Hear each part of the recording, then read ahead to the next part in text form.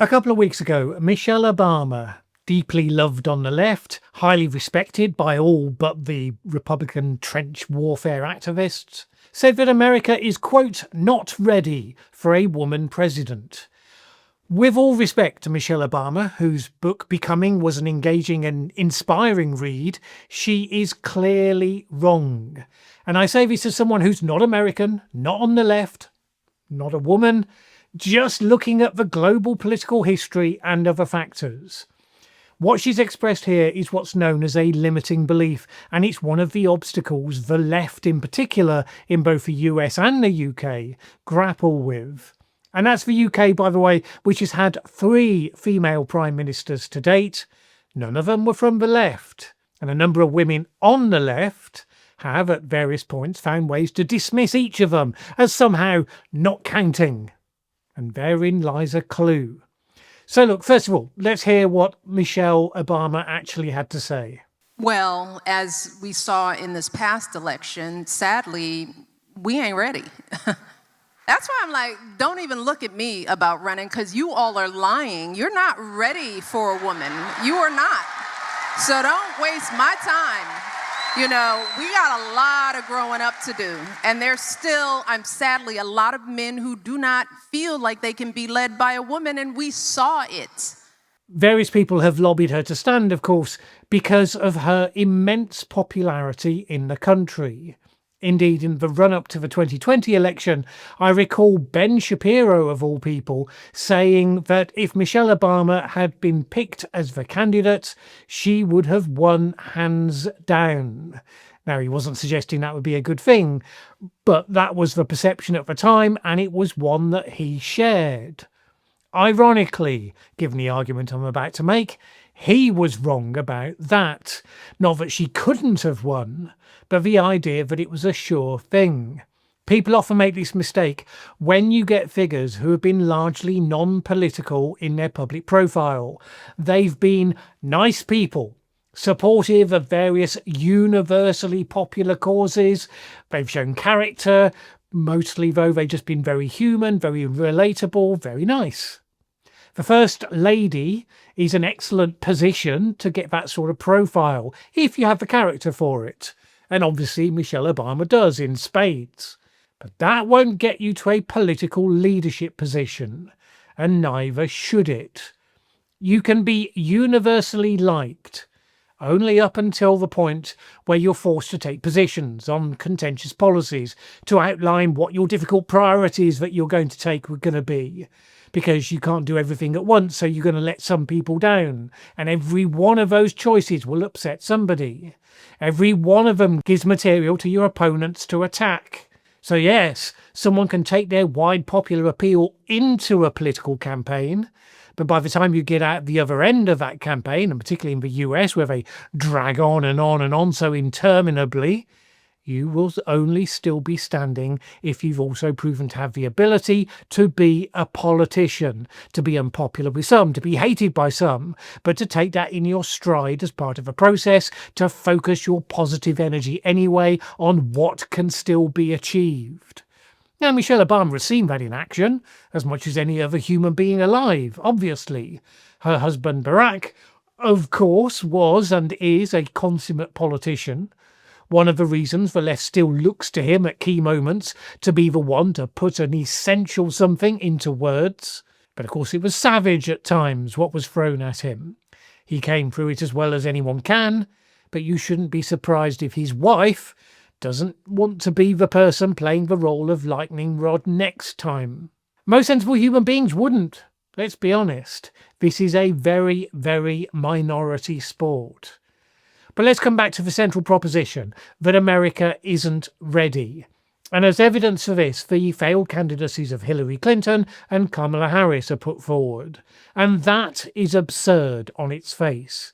It says you expect the sex of a candidate to be the primary factor in how people choose to vote, over any other factor of how we would traditionally judge candidate quality.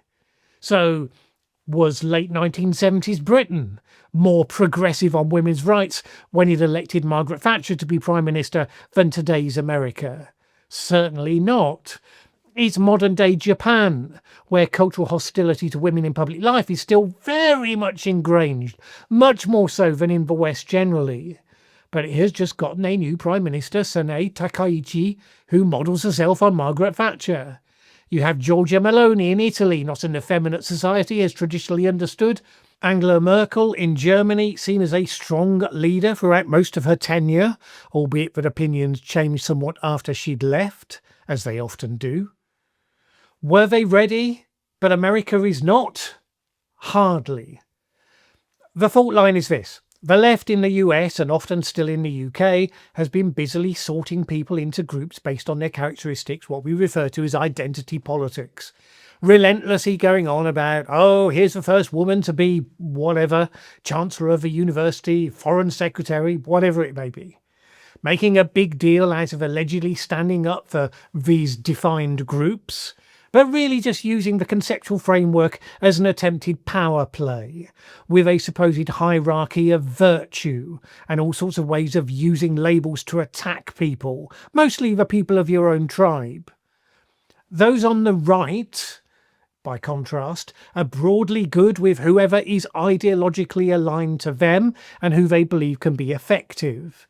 In the US, very few Republicans cared that Condoleezza Rice was the first black woman who was Secretary of State. Margaret Thatcher had many doubters and critics based on the fact that she was a woman and the sort of person she was. Of course, in the 1970s, there was quite a bit of chatter on all of that. And for better or for worse, she ignored it, ploughed on campaigning on the issues and causes that she believed touched a nerve with the electorate. And the electorate responded by giving her a sizable majority, a huge majority twice, in 3 elections. What didn't she do? She didn't bang on about the fact she was a woman. She certainly didn't complain about people treating her differently, and not because it never happened. According to ministers who worked closely with her, she worked out where she could use her sex to her advantage, certainly managed to charm many a world leader in her time. And where she couldn't, she just pushed through anyway, by being better prepared, clear about what she wanted, focused on delivering it. As far as I can see, the left as it currently exists can't get past itself on this. The idea that Hillary Clinton would run a major campaign with the slogan, "I'm with her," drawing attention to the fact that, gosh gee whiz, it's a her, it's not a him this time. The majority of people, when they vote, have shown over and over again they will vote for the people who they believe will be better for them, better for their families, their businesses, yes, their country, but in that order. No politician of any type should take the support of the electorate for granted. Votes are always earned. Now, nobody disrespects that more than Donald Trump, of course, who says the only way I can lose an election is if there's fraud. That is the ultimate disrespect to the electorate. It wholly takes them for granted. But in a minorly alternative universe, the 2024 election could easily have been fought between Nikki Haley versus Kamala Harris. Of the non-Trump candidates, she had the most support. If MAGA had been a busted flush and Trump had withdrawn after January the 6th, as many people had expected, that could easily have happened. And in that case, Nikki Haley would likely have been favourite to win, depending on the vagaries of a campaign, because she would have been the change candidate versus someone who couldn't really distance herself from an unpopular incumbency. Nobody would have been banging on about the fact that Nikki Haley's a woman, and if she'd won, Democrats would have found ways to deride the precedent, to rationalise it away, as British leftists did by saying that Thatcher wasn't a real woman, which they did say, because I heard them say it numerous times. It's pretty awful when you think about it. Women in leadership in the United States is commonplace. It's not at parity, sure. There are lots of issues, sure. But you have women state governors, you have women leading MAGA figures who manage to be exactly as mad as the male ones and deeply loved and loathed for it in equal measure. The only thing stopping America from seeing one of those women enter the Oval Office at the top of a ticket is the political class's own obsessions about race and sex and sexual preference and whatever, rather than being able to tell a much more effective story about what needs to be done for you, the voter, and to tell it in a way that speaks to the fears and aspirations of all Americans, not just those of certain select groups. So Michelle Obama said, there are men who don't want to be led by a woman. Sure, but they'd still vote for one if she was the representative on their side. There are plenty of people who don't want to be led by a billionaire buffoon man baby as well. And I was reminded of all of this, particularly today. Why today? Well, today has been Budget Day in the United Kingdom, where the Chancellor of the Exchequer, fancy name for a finance minister, introduces the budget for the coming year, with the tax plans and the spending plans. The Labour government, Labour, which remember has never had a woman as leader, while the terrible racist, sexist Conservatives have had 3 and have a black woman as leader right now, Labour has managed to get the first woman Chancellor of the Exchequer, Rachel Reeves, and she's been doing pretty badly. She's been doing badly in part because the government, of which she's a major part, is likewise doing badly. Keir Starmer, as Prime Minister, gets savage criticism. Did so pretty much from day one from the particularly feral online keyboard warriors. She's doing badly in part because Labour made promises about not raising taxes, but has found that it can't avoid raising taxes. So today it announced a bunch of tax rises. You know, the sort of thing that is deeply unpopular, whoever does it. 2 years into Margaret Thatcher's first government, unemployment was up, all the unpopular decisions had been taken, were being implemented. Her popularity had utterly cratered. There was every reason to believe it was all going to end in tears, and rather quickly at that. If it had, I suppose a bunch of people would have wanted to say it proved something, one way or another, in relation to women.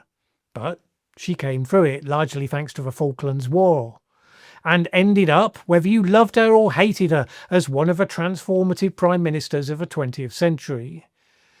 Key question in politics is whether, when the pressure is on, you're able to fight and campaign and get things done, or whether you're going to be adrift, clearly not the master of events. The Chancellor, Rachel Reeves, has done her share of fighting, did a pretty robust turn delivering the budget today, by all accounts, but she has also given in to the left's worst habits sometimes. So, for instance, a week ago, she complained to the media that various people were, quote, mansplaining to her how to be Chancellor. In an interview with the Times of London, she said it was pressure on her being the UK's first female Chancellor. That was the subject of constant political attack, she said. Using terms like mansplaining is exactly what gets non-left people rolling their eyes, because it's the sort of attack that leftists use against each other, along with accusations of various isms. If your target audience isn't the sort that's going to recoil at the idea of being accused of such a thing, then it just makes you sound like a complainer, and in the modern derogatory sense of a word, woke. There is no Chancellor of the Exchequer in my lifetime that hasn't been the focus for ongoing, generally savage criticism, who hasn't been the focus of lobbying for what should and what shouldn't be in the budget, which it never occurred to them that this should be called mansplaining or anything other than politics. Politics is brutal. I'm just describing reality, not arguing it's great that it's like this. The question isn't, can a woman be Chancellor? The question is, can Rachel Reeves be a good Chancellor? By which I mean, can she make the right decisions, including the tough ones? Can she take her party with her when she has to do things that they would prefer to do differently? Can she promote and defend her decisions, deal effectively with crises and situations where it seems as though a wrong decision was taken and needs correcting? The exact same question asked of every other Chancellor, and basic variations on those asked of any other leader. Of course, the attacks get personal, but they just latch onto whatever works against that particular individual. If Reeves gives her critics an episode where she seems to be whining about mansplaining, they'll jump on that and suggest it's evident she can't do the job. Other politicians may be derided for being too short, too tall, too fat, too skinny, too ugly, too quick to anger, too awkward eating a bacon sandwich, looking stupid standing in the rain to announce an election when any half-wit would have had someone holding an umbrella, for example. And if none of those apply, like with Keir Starmer, they'll be derided anyway. Oh, he travels overseas a lot. He's never here, Keir. Oh, policing is inconsistent, as it has been since human beings ever made up the police force. He's two-tier, Keir. Margaret Thatcher, in her turn, was called Attila the Hen, compared to the wife of Romanian dictator Nicolae Ceausescu, called vile vermin, a rude and ghastly woman, and so on and so on. Nobody remembers those insults. They just remember what she did.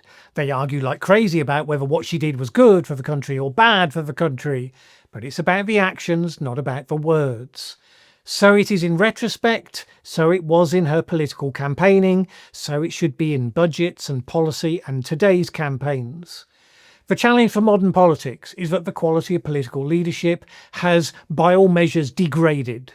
That the bureaucracies underpinning Western societies have become bloated, whether man, woman, black, white, Martian, nematode, the real vision and drive to campaign for something convincingly and then go in with a plan to execute it seems to be beyond all of them.